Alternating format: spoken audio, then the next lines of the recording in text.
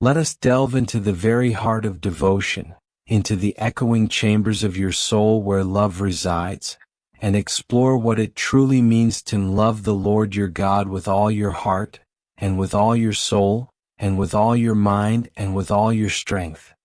This is not a mere suggestion, a gentle nudge towards piety.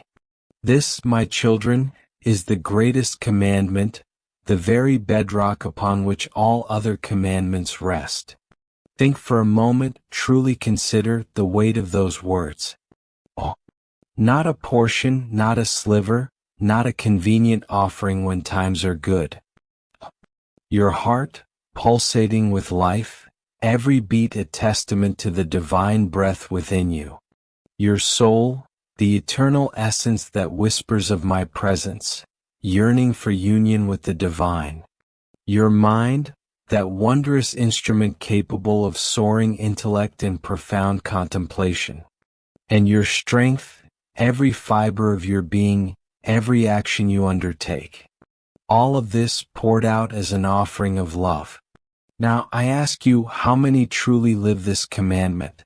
How many allow distractions, the clamor of the world, to steal away pieces of their devotion? It is easy, is it not, to offer lip service, to pronounce the words without the conviction of the heart. But I see into the hidden places, into the crevices of your being, and I know the truth that resides within. This commandment is not a burden, a heavy yoke to bear. It is an invitation, a pathway to true liberation. When you love me with all your heart, all your soul, all your mind, and all your strength, you are aligning yourself with the very source of all creation. You are opening yourself to a flow of grace, a power that transcends human understanding. Think of the lilies of the field, how they neither toil nor spin, yet even Solomon in all his glory was not arrayed like one of these.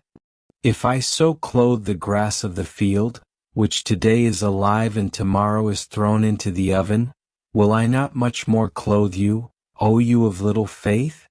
This is a promise, a testament to the boundless love I hold for each of you. When you surrender fully to this love, you are freed from the anxieties that plague the human heart. You are no longer striving for validation, for fleeting pleasures, for the ephemeral treasures of this world. Your focus shifts, your perspective expands, and you begin to see the divine hand in all things. Consider the story of the prodigal son. He squandered his inheritance, he wandered far from his father's house, he indulged in the pleasures of the flesh. Yet, when he finally returned, humbled and broken, his father did not condemn him. He ran to meet him, he embraced him, he celebrated his return. This, my children, is the nature of my love for you. No matter how far you stray, no matter how deeply you fall, my arms are always open. My love is unwavering, a constant beacon guiding you home. Loving me with all your heart, soul, mind, and strength is not a passive act. It is a dynamic, transformative force that permeates every aspect of your existence.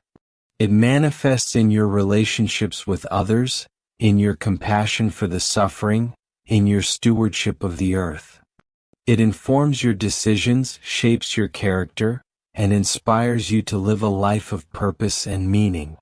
When you truly love me, you cannot help but love your neighbor as yourself. You see the divine spark within each person you encounter, and you treat them with the respect and dignity they deserve. You recognize the interconnectedness of all creation, and you strive to live in harmony with the natural world.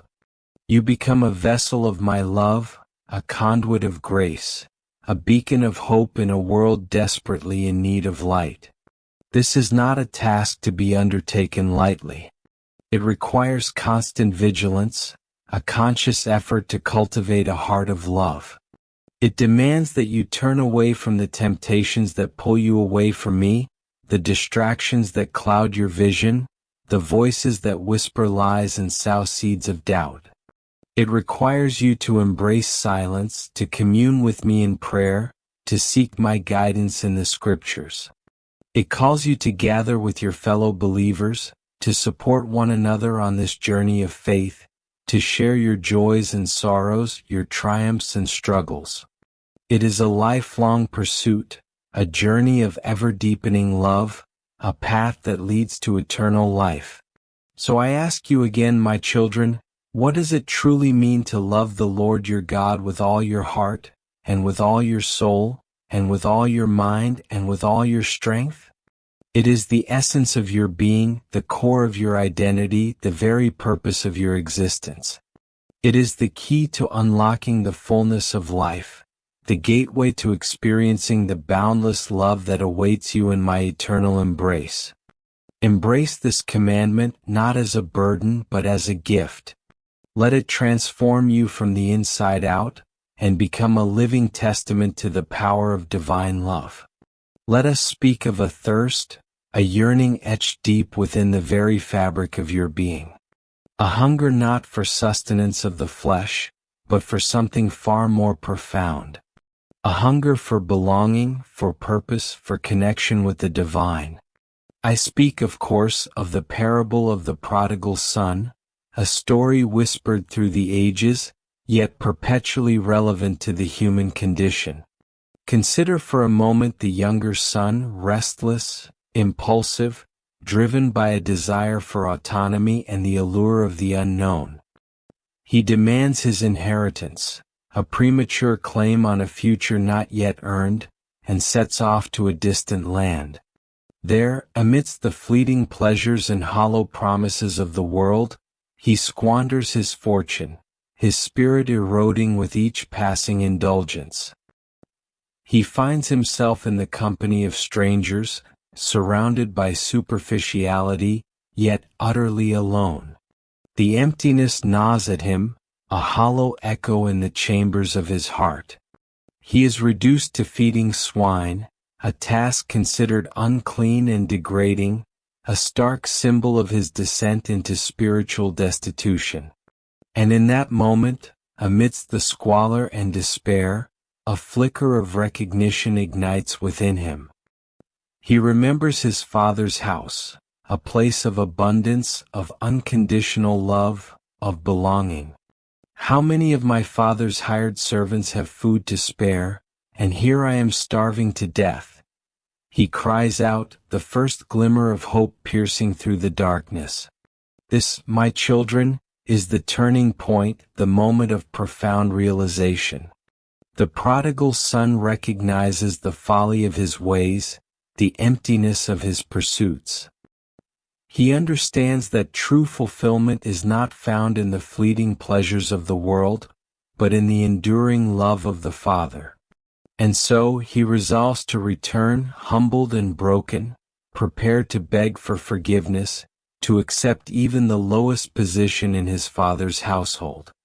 But what awaits him is not condemnation, not judgment, but an outpouring of love beyond measure. The Father, who has been watching and waiting, sees his son from afar and runs to meet him. He embraces him, he kisses him, he clothes him in the finest robes. He orders a feast, a celebration of his son's return. There is no reproach, no recrimination, only unconditional love and forgiveness. This, my children, is the very essence of my love for you. No matter how far you stray, no matter how deeply you fall, my arms are always open. I see your struggles, I hear your cries, and I long to welcome you back into my embrace. The parable of the prodigal son is not just a story of forgiveness. It is a story of redemption, of the transformative power of divine love. It is a reminder that true happiness is not found in the pursuit of worldly possessions or fleeting pleasures, but in the embrace of the Father, in the communion with the divine. The elder brother, in his resentment and self-righteousness, fails to grasp the depth of this love. He represents those who cling to a rigid interpretation of the law, who prioritize outward appearances over inward transformation.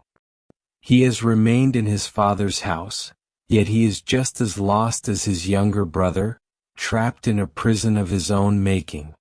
True obedience, true devotion, flows from a heart overflowing with love, not from a sense of obligation or fear of punishment.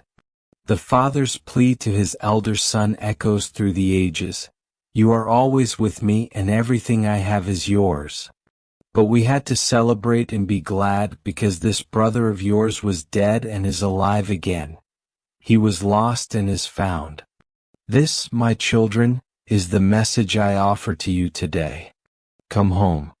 Return to the Father's house. Embrace the unconditional love that awaits you. Let go of the burdens you carry, the regrets that haunt you, the fears that hold you captive.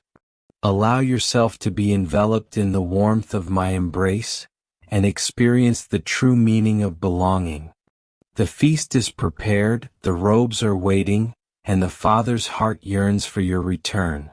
Let us speak of a garden. Not just any garden, mind you, but a garden of unparalleled beauty, a paradise crafted by my own hand.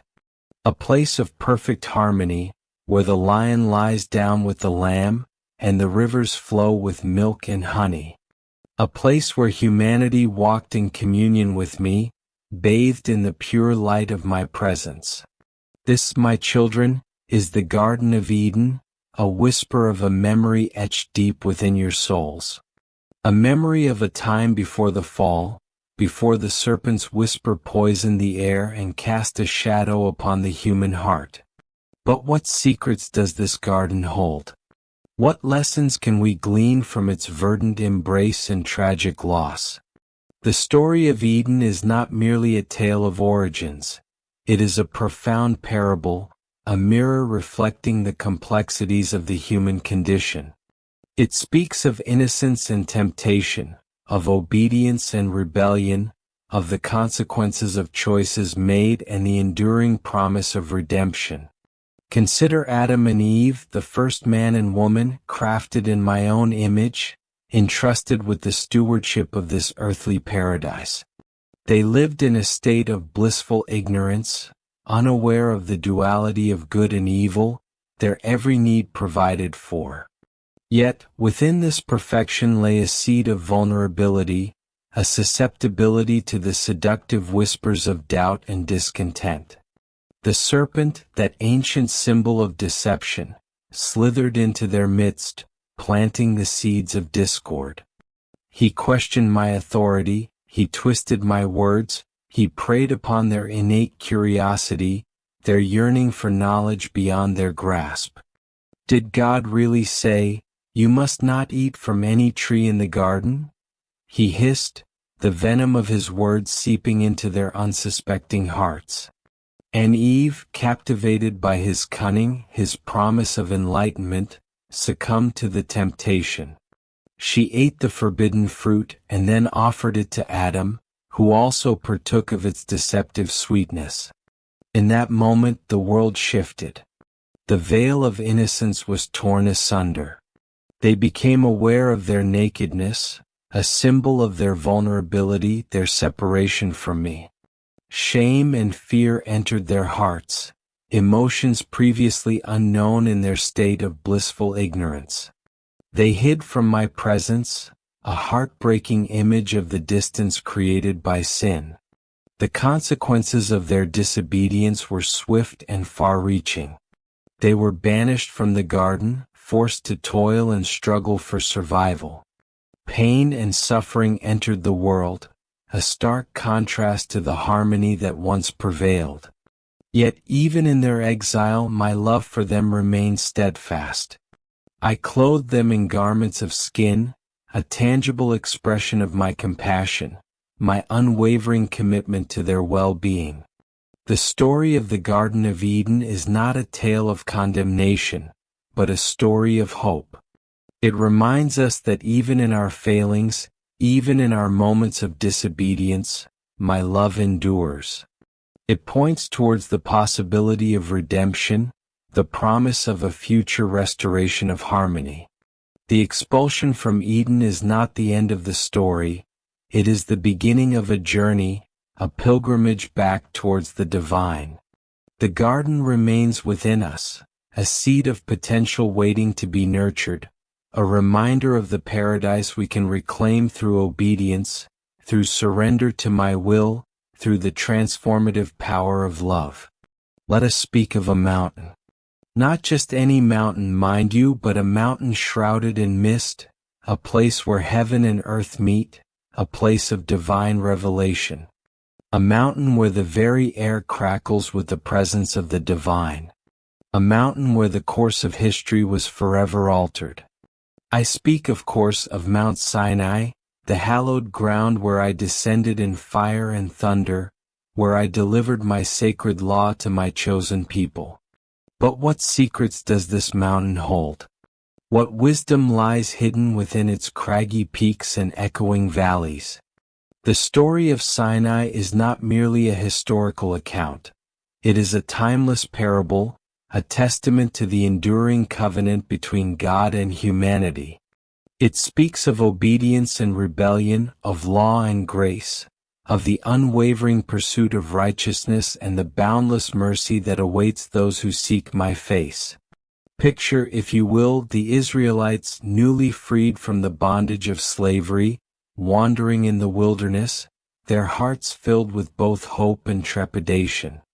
They had witnessed my mighty power in the plagues that devastated Egypt. They had crossed the Red Sea on dry land. They had tasted the bitter sweetness of freedom. Yet they were a people still in formation, their faith untested, their understanding of my divine will still nascent. And so I led them to the foot of Mount Sinai, a place of awe-inspiring grandeur, a place where the veil between the seen and unseen world seemed tantalizingly thin. The mountain trembled, smoke billowed from its summit, the sound of the shofar pierced the air, a symphony of divine power that both terrified and captivated. I descended in a cloud of glory, my voice echoing through the valleys, proclaiming my law, the 10 Commandments, the bedrock of a righteous life. These were not arbitrary pronouncements, not dictates imposed upon an unwilling populace. They were a gift, a roadmap to a life of purpose and meaning, a pathway to communion with the divine. They spoke of honoring parents, of respecting life, of preserving the sanctity of marriage, of refraining from theft and falsehood. They called for a devotion that extended beyond mere outward observance, a devotion that permeated the very core of one's being. But even as I delivered these sacred words, the seeds of rebellion were already being sown. The people, fearful and impatient, turned away from me, their gaze drawn to the allure of idols, to the fleeting comfort of false gods. They fashioned a golden calf, a symbol of their misplaced devotion, their willingness to exchange the eternal for the ephemeral. And Moses, my faithful servant, descended from the mountain, his heart heavy with sorrow, the tablets of the law shattered at his feet, a reflection of the broken covenant. Yet even in their disobedience, my mercy prevailed. I did not abandon them to their folly. I renewed the covenant, I offered them a second chance, a testament to the enduring power of forgiveness. The story of Mount Sinai is not merely a tale of law and transgression. It is a story of redemption, of the unwavering love that binds me to my people. It is a reminder that even in our failings, even in our moments of doubt and rebellion, I remain steadfast in my commitment to your salvation. The mountain stands as a symbol of my presence, a beacon of hope in a world often shrouded in darkness.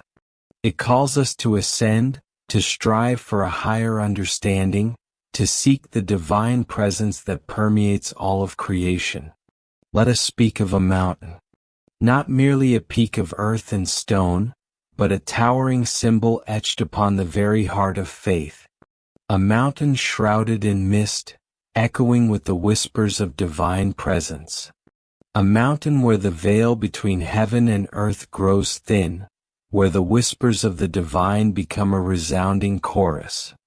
I speak, of course, of Mount Sinai, the hallowed ground where I descended in fire and thunder, where the very air crackled with the weight of my glory. There, amidst the trembling earth and the awestruck silence, I delivered unto Moses the sacred covenant, the 10 Commandments, the very bedrock upon which a righteous life is built. These are not mere suggestions, fleeting pronouncements to be discarded at whim. They are the pillars of morality, the guiding principles for a life lived in harmony with my divine will. Consider the gravity of that moment, the sheer power of my presence.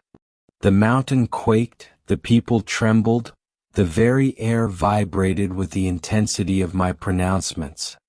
I am the Lord your God, who brought you out of Egypt, out of the land of slavery. You shall have no other gods before me. These words, etched in stone, resonate through the ages, a timeless reminder of my sovereignty, of the unwavering devotion I demand. For within these commandments lies the pathway to true freedom, the liberation from the bondage of sin, the shackles of self-destruction. They are not a burden, a heavy yoke to bear, but a roadmap to a life of purpose, of meaning, of profound connection with the divine. You shall not misuse the name of the Lord your God, I declared, for my name is holy, a testament to my power, my authority, my unwavering love.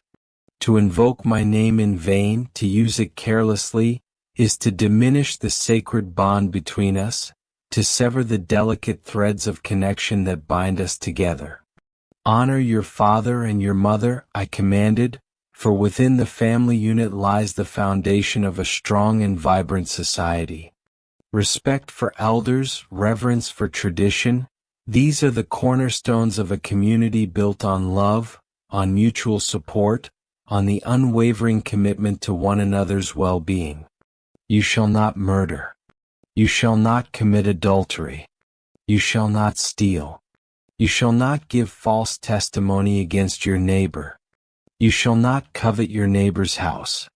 You shall not covet your neighbor's wife or his male or female servant, his ox or donkey, or anything that belongs to your neighbor. Within these pronouncements lies the blueprint for a just and compassionate society, a world where love reigns supreme, where the dignity of every individual is honored and cherished. They are a shield against the corrosive forces of envy, of greed, of the insatiable hunger for more that plagues the human heart. They are a call to rise above the baser instincts, to embrace the higher calling of a life lived in service to others, in humble devotion to me. The 10 Commandments are not a list of prohibitions, but a pathway to liberation. They are an invitation to step into the fullness of your potential, to embrace the divine spark that resides within each of you. They are the keys to unlocking the kingdom of heaven, the gateway to eternal life in my loving embrace.